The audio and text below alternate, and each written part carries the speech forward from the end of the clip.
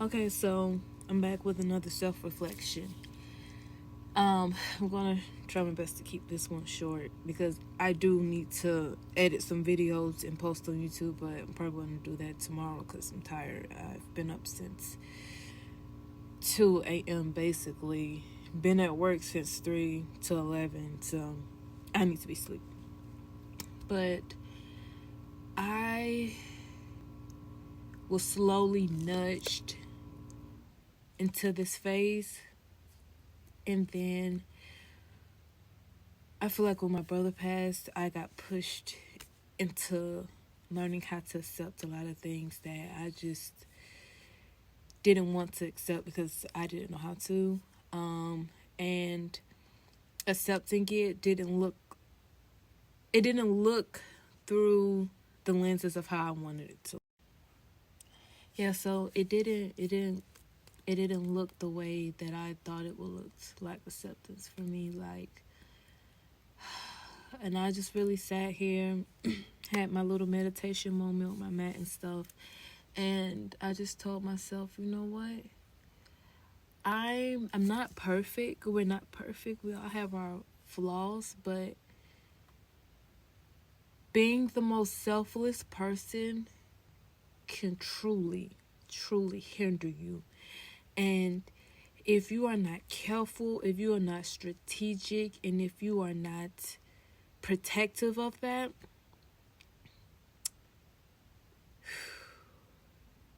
there's no words to describe what can happen. It's just an experience. And you will damn near not be able to get back up. So like as a child, I always like isolated myself. That was just my thing. But as I got older, I looked for validation in places that I had no business looking for that. And I should have looked for it within myself, but I didn't know how to. I wasn't taught that. I wasn't surrounded by that. I wasn't introduced to it. It was foreign to me.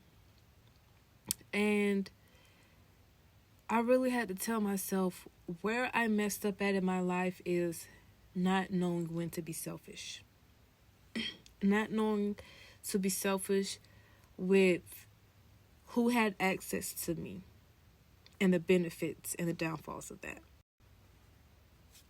Also not knowing when to cut certain situations and people and things like that of that nature loose. And I just really sat here and I just really like genuinely thought about the people who have hurt me. And I said, you know what? I said, I ain't no horrible person. I might go cold turkey and give a person a cold shoulder and just cut them off. But it's like, that's only because I kept seeing my relationship or that person through my eyes of how I would have treated them. I would want them to treat me how I treat them, basically. And didn't get that. That wasn't the case. And I just really understand now. Yeah, I just really understand now that it was so naive. Like, I feel like my brother was so innocent, but I feel like I was so naive. Like,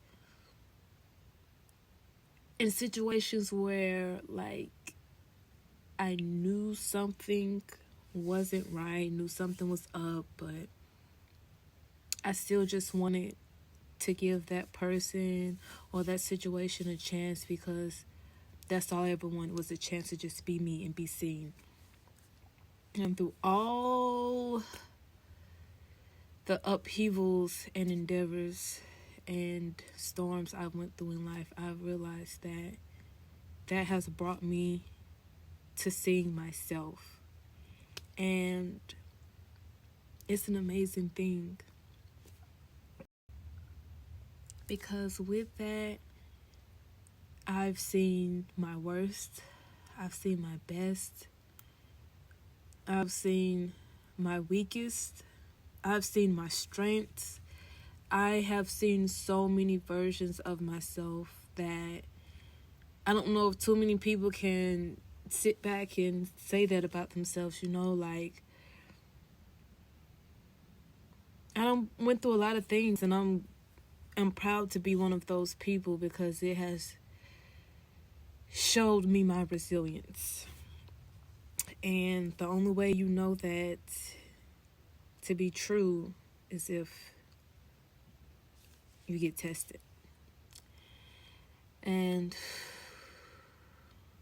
so many of them, but I just accept the fact that I ain't know when to be selfish. Yeah, I didn't know how to be selfish. Didn't know how to put myself first. Didn't know how to think higher or think more for myself. Just thinking of me as someone's equal. And I'm not saying this from an ego perspective. I'm saying this genuinely from the experience I've had that have made me to the person that I am.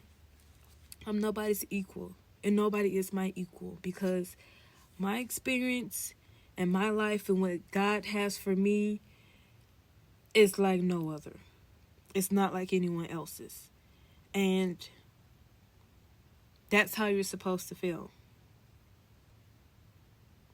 That's how you're supposed to feel. That's how your life is supposed to be.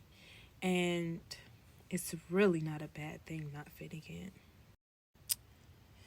Yeah, it's like,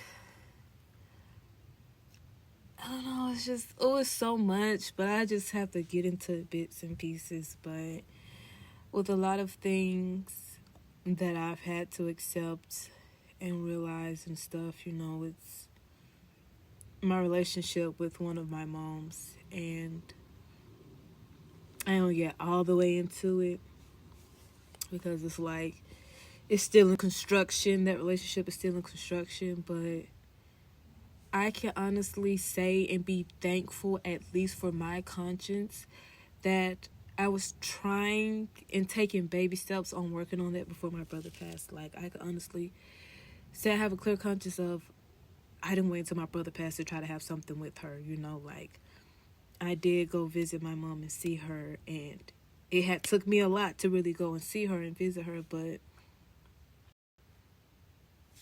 yeah, with that being said, like, it took baby steps, it took a lot for me to go see her, but it showed me that I was trying, it showed that I was putting on this next chapter one leg at a time, and I came in graceful.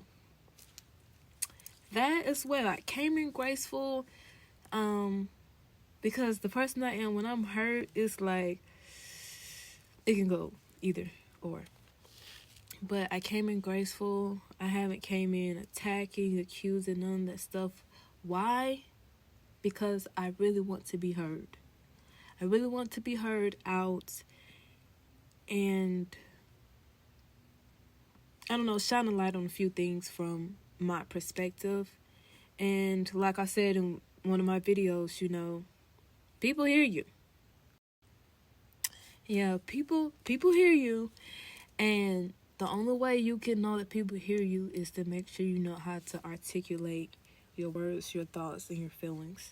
And as long as you can really, truly understand and break down how you feel and what you mean by what you say, they gonna hear you every time. There's no other choice. That's just logic. That's just a law. Okay? That is like Newton's law 101. So, yeah, I don't plan on having an ordinary life. I haven't had one thus far. Why start now? That's like,